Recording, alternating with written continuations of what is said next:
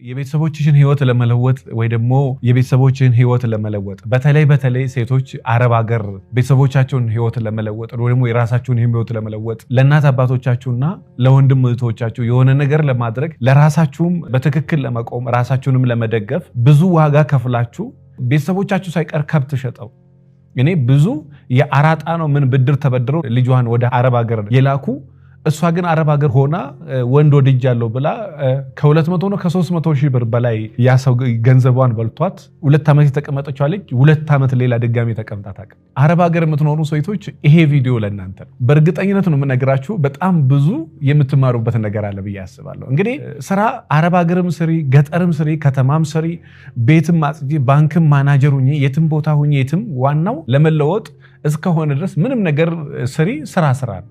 ስራው ላይ ጥያቄ የለው። ነገር ግን አንዳንድ ጊዜ አንዳንድ ቦታዎች ሄደን ለሆነ ለዓላማ ብለሽ ወደ ውጭ ሀገር ሄደሽ በሄድሽ ዓመት ሳይሞላሽ ቤት ሳይገዢ መኪና ሳትገዢ መሰረታዊ ነገር ሳታደርጊ ቤተሰቦችሽን በትክክል ሳታቆሚ ይሄ ፍቅር የምትሉት ነገር በጣም የሚገርም ለሁም ደግሞ የደስታንስ መውደዳችሁ እኮ በራሱ ችግር የለም። ችግር ያለው ምንድነው? ማንን ነው መወደው ነው። ለምንድነው እዚህ ሀገር የመጣሁት ነው። የእውነት አረብ ሀገር ያላችሁ ሴቶች ይሄን ቪዲዮ በደንብ ተከታተሉ። እዛ ያለሽበት ቦታ ያለሽው ለምንድነው?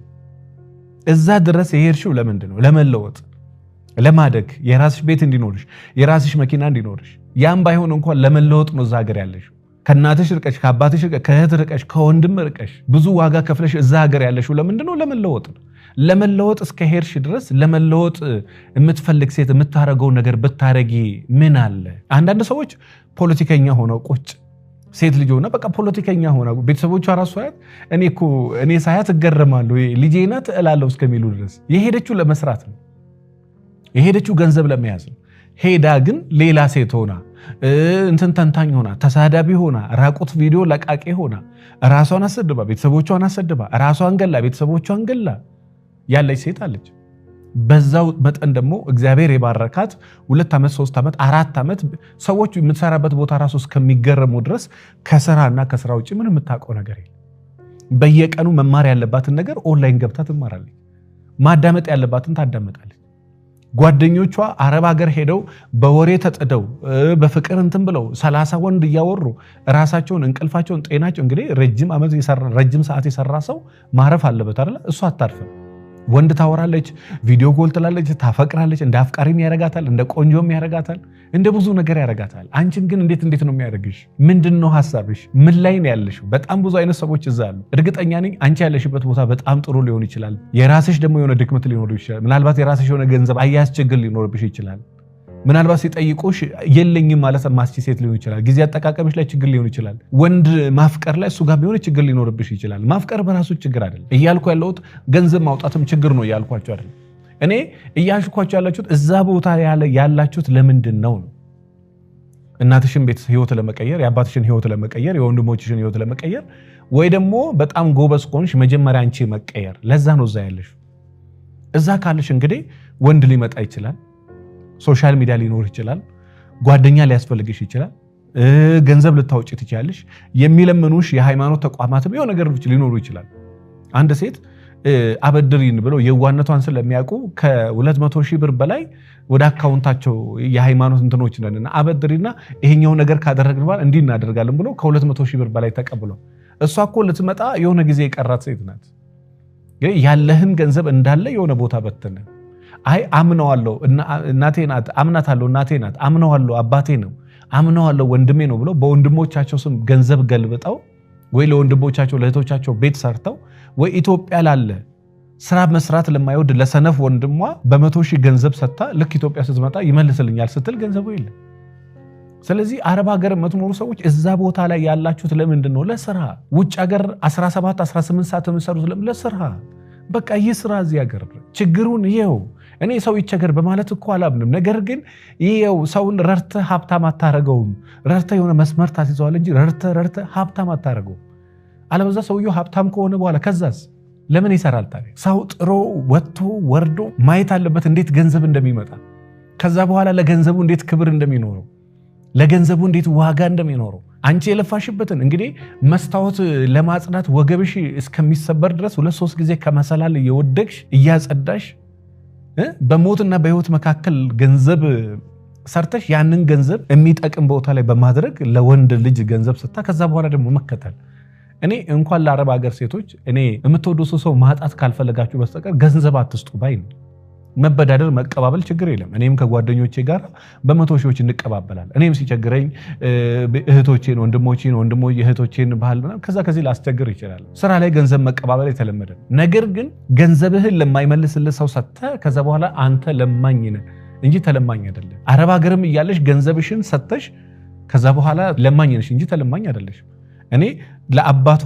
ከ500 ሺህ ብር በላይ ሰጥታ አባቷ ገንዘቡን አጥፍቶ ከአባቷ ጋር በሞትና በህይወት መካከል የቀሩ ሰዎች ያውቃል በሞትና በህይወት መካከል ተካክደው ምን ተባብለው አልቀብርህም ተባብለው ይሄ ሁሉ ለምን ያስፈልግ እግዚአብሔርን እንኳን ስታምነው የሆነ የምታምንበት ራሱን የቻለ ምክንያት አለ እግዚአብሔር ስለሆነ ታማኝ ስለሆነ በስነ ፍጥረት ስለምታውቀው በመጽሐፍ ቅዱስ ስለምታውቀው ነው የምታምነው ሰውን ስታምኚ እንደው በመጠን ይሁን እዛ ሀገር የለፋሹ ያለሽው ለስራ ነው ምናልባት የምትወጂው የምታፈቅሪው ሰው በህይወትሽ ከመጣ ምንም ማለት አይደለም አፍቅሪ ወደጂ መውደድ በራሱ ችግር ማፍቀር በራሱ ችግር አይደለም ነገር ግን ገደብ ይኖረው እዛ ያለሽው ለስራ ነው ለማደግ ነው ለመለወጥ ነው ሙሉ ትኩረትሽ መሆን ያለበት ስራና ስራ ነው ሁለተኛው ደግሞ እዛ ያለሽው ለገንዘብ እስከሆነ ድረስ ደግሞ የሰራሽባቸው ነገሮች በትክክል ማትይጂ ከሆነ አዲስን ብትሰሪ አዲሱን ትበትኛለሽ የሰራሽበትን በትክክል ከያዝሽ አዲስን ብትሰሪ ከዛ በኋላ አዲሱን ደግሞ በትክክል እንትያለሽ ስለዚህ መጀመሪያ የሰራሽበትን በትክክል መያዝ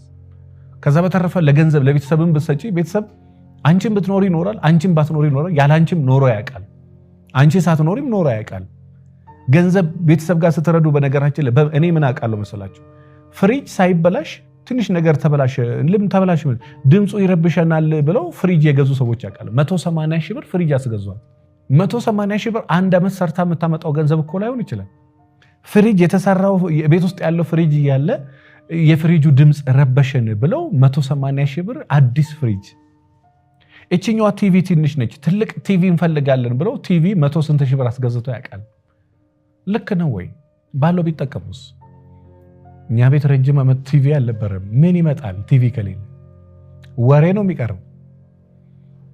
የሚቀረው ምን ይቀራል ያ እኔ በግሌ ቤታችን ውስጥ ስቲል ቲቪ የለም አሁን አይገርም እንዴ ያለ ቲቪ ከዛ አረ ቲቪ እኮ ቤት ያሞቃል ቤት የሚያሞቀው ቲቪው አይደለም እኔ ነኝ ቤቴን ማሞቅ ቲቪው አይደለም ካመንክበት ትገዛለህ ነገ ወጣ ምንም ችግር አይደለም በቃ ቲቪ ያለ ሌላ ቲቪ ፍሪጅ ያለ ሌላ ፍሪጅ ሶፋ ያለ ሌላ ሶፋ ቤት በየአመቱ ወይ ደግሞ ፋሲካ በደረሰ ቁጥር ቤት ቀለም ይቀባል ሲቀባ ደግሞ 100 ሺና 80 ሺ በደሃ ሰው ተከሻ ላይ እሷ ከምትበላው ከምትጠጣው ላይ ቆጥባ በመታመጣው ላይ እኔ አሁንም አረብ ሀገር የምትኖሪ ሴት ኮንሽ ገንዘብሽን በትክክል ቋጣሪ ናት ተብለሽ ቤት ብትገዢ መኪና ብትገዢ ይሻልሻል እዚህም ደግሞ ሪል ስቴት ነው ምን ላይ ኢንቨስት አደርጋለሁ ብላ ያላትን እንዳለ ልካ ባዶዋን የቀረች ሴት ደግሞ አለ መኪና ገዛልሻለሁ እንት ገዛልሻለሁ ተብለ ግዴለሽም አስራት በኩራትሽን ለቤተክርስቲያን ለምናምን ተብላ ተበዝብዛ ያለቀች ሴት አለች እግዚአብሔርና አስራት በኩራት ስጪ ያው ለሰዎች መቀለብ ግን እንዳይሆን በሃይማኖት ሰበብ ብር የሚሰበስቡ ሰዎች እነሱ መቀለብ እንዳይሆን ለእግዚአብሔር ነፍስሽንም ስጪው ችግር የለም ግን በሃይማኖት ሰበብ ሰዎቹ መቆለብ ሰዎቹ መጦር እንዳይሆን ሰርቶ ይብላ ጥሮ ግሮ ወጥቶ ወርዶ ደክሞ ይብላ አንቺ ሱን አትቀልቢ ጎረምሳ ወንድም የ36 ዓመት ጎረምሳ ወንድም በቃ የቤት ኪራይ የእንትን የነዳጅ የምን ለጊዜ ይወድሻል አዎ ለዘላለም ግን ትገየዋለሽ በነገራችን ለዝም ብላችሁ ሰው የምትጦሩ ሰዎች አዎ የሆነ ጊዜ ላይ ታረቁ ግን ለዘላለም ትገለዋለህ በቃ ይውጣ ይውረድ ገንዘብ አጠቃቀም ይወቅ ያላትን ገንዘብ ቆጥቦ ለወርት በቃኛለች ብሎ መጠቀም ከዛ በኋላ መስራትን ራሱን በራሱ ማስተዳደር ይልመደው ተለማመጁ አንቺም ራስሽን በራስሽ መብራት ራስሽን በትክክል ማስተዳደር ገንዘብሽን መያዝ ጊዜሽን መጠቀም ተለማመጂ ፍቅረኛ ሆስፒታል ገብቶኛል ብላ ሆስፒታል ገብቶ ታይፎስ መርፌ እየተወጋ ሆስፒታል ነው ያለውት ብሎ ቪዲዮ ቀርጾ 80 ሺህ ብር 50 ሺህ ብር አስልኮ ያውቃል አሁን ለሱ ትልቅ እርድና ነው በቃ ይሄ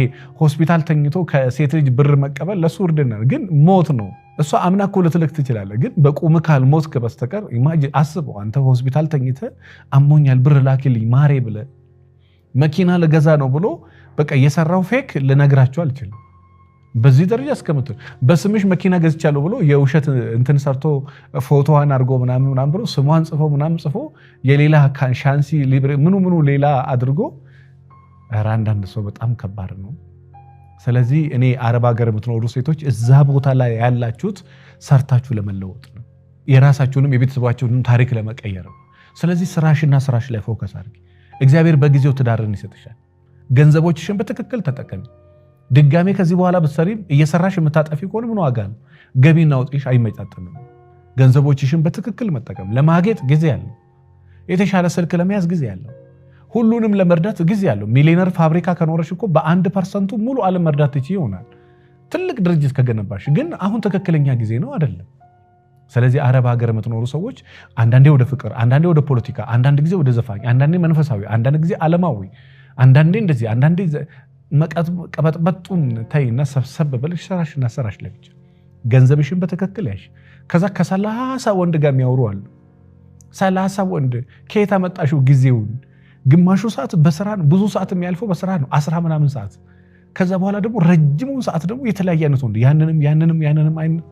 እንዴት? ኦፍ ኮርስ ሴት ልጅ ባለቤቷን መምረጥ አለባት። አዎ፣ ግን በዚህ ደረጃ 30 20 እዛ ሀገር በጣም ብዙ ሴቶች አሉ። ስልጠና ላይም እና ማከራቸዋለን እነሱ ራሱ እስከሚደነግጡ ድረስ 6 7 8 9 ወንድ ማውራት። ሰው ባያይ እግዚአብሔር ያያል። ነገ አትባረክበትም። እንኳን ለሴት ለወንድ የሚጠቅም አይደለም። ሴት ልጅ ስነ ስርዓት አላት፣ ጨዋነት አላት፣ ብዙ ከወንድ የሚለያት ብዙ ነገር አላት። ስለዚህ አረብ ሀገር ያላችሁ ሴቶች ህይወታችሁን እንዴት እንደምትመሩ በትክክል እወቁ። እዛ ያላችሁት ለስራ ነው፣ ስራላችሁ ላይ ፎከስ አድርጉ። ገንዘቦቻችሁን በትክክል ያዙ። ገንዘቤን ተበላው ለምን? ጸጋዬ ነው። የጸጋዬ አባት አይሆን ምን አገባኝ? መርዳት ካለብሽ 1000 ብር 2000 ብር እጄ። ከዛ በተረፈ ሌሎቹን ገንዘቦችሽን በደንብ ከሆዱ ሳይቀር ሰው ይቆጥባል። ጎበዝ ጀግና ሰው ምለውኔ በዚህ ዘመን ከሚበላው ሳይቀር ይቆጥባል። ከዛ በኋላ እኔ በወርቅ ሳም ብትበላም እንኳን የሆነ ዘመን ላይ ችግር የለም ገንብተሃል። እስከዛ ድረስ ግን ሰብሰብ ብለህ ከምትበላው ሳይቀር ከምትበዩ ሳይቀር ማቋጠር። ሁሉንም ማመን። የሚታመነው አንድ እግዚአብሔር ብቻ። ከእግዚአብሔር በታች እኔንም ጠርጥሩኝ። አዎ ከእግዚአብሔር በታች የትኛውንም ሰው እግዚአብሔር ብቻ ነው የሚታመነው። ከእግዚአብሔር በታች በቃ ሁሉንም እንደ ልብ ማመንን ተው ነው። በቃ ምን ስለሆንክ አምናል? ለምንድን ነው ማምንሽ? ልክ ሳወራ ሳማክር ባይዘው ሰው ሪከርድ ሊያደርገኝ ይችላል ብዬ የማወራው ነገር እየተጠነቀቅኩ ነው ማወራው። ምክንያቱም ነገ መልስ የምሰጥበት ሰው ቁጭ ብሎ ሲማከር በድብቅ ካሜራ እየቀረጸ ሊሆን ይችላል ብለህ ኮንሸስ ሆነን የምታማክር የፈለከው መጣልኝ ብለህ አታወራ። ምክንያቱም ሪከርድ እያደረገ ሊሆን ይችላል። የሚያወራው ሰው በስልክ የሚማከረው ሰው እየቀዳ ሊሆን ይችላል። ነገ ቁጭ ይላል ያ ነገር። መልስ የምሰጥበትን ነገር ብቻ ነው ማወራው። ስለዚህ እናንተም እንደዛ ጠንቃቃ። አዎ ታማኝነት፣ አዎ መንፈሳዊ፣ አዎ ነው፣ ግን በመጠን ስታምኑም በመጠን። ምናልባት በዚህ ጉዳይ ላይ ሐሳብ ካላችሁ ኮሜንት ላይ አስቀምጡልኝ። በእርግጠኝነት የሆነ ነገራችሁን እንደሚነካ እርግጠኛ ነኝ። በጣም ብዙ ቪዲዮ ደግሞ ከዚህ በኋላ እንቀረጽበታለን። አረብ ሀገር ያላችሁ ሴቶች ካላችሁ ምናልባት ብዙ ነገር ትማሩበታላችሁ። እናንተም የተማራችሁበት ነገር ካለ ኮሜንት ላይ አስቀምጡልኝ። ውጭ ሀገር የምትኖሩ ሰዎች ገንዘቦቻችሁን በጥበብ ተጠቀሙ። መበተን ከጀመርክ ሰው በቃኝ አይልም። ገንዘቦቻችሁን በጥበብ ተጠቀሙ፣ ጊዜዎቻችሁን በጥበብ ተጠቀሙ። ከዛ በኋላ የሄዳችሁበት ትልቁ ዓላማ ምንድነው? እዛ ላይ ትንሽ ፎከስ ለማድረግ ሞክሩ። በዚህ ጉዳይ ሐሳብ አስተያየት ካላችሁ ኮሜንት ላይ አስቀምጡልኝ። በውጭ ሀገር ያላችሁ፣ ክፍለ ሀገርም ያላችሁ፣ አዲስ አበባም ያላችሁ ስለ ፍቅር ህይወት፣ ስለ ትዳር ህይወት ቤታችሁን የሰላም ቤት፣ የፍቅር ቤት፣ የደስታ ቤት፣ መከባበር ያለበት፣ መደማመጥ ያለበት ቤት ማድረግ ከፈለጋችሁ ወደ መልሕቅ ጎራ በሉ። ሰኔ 1 የሚጀመር ስልጠና አለ። ቀድማችሁ ተመዝገቡ። ጥቂት ቦታዎች ይቀሩናል። 09774050 ላይ ደውሉ። ባለትዳር ሰላም የሌላቸው ቤተሰብ ካላችሁ ይሄን ስልጠና ጋብዟቸው። እመኑኝ ትመሰገኑበታላችሁ። ለዚህ ዩቲዩብ ቻናል አዲስ የሆናችሁ ሰብስክራይብ አድርጉ። አመሰግናለሁ።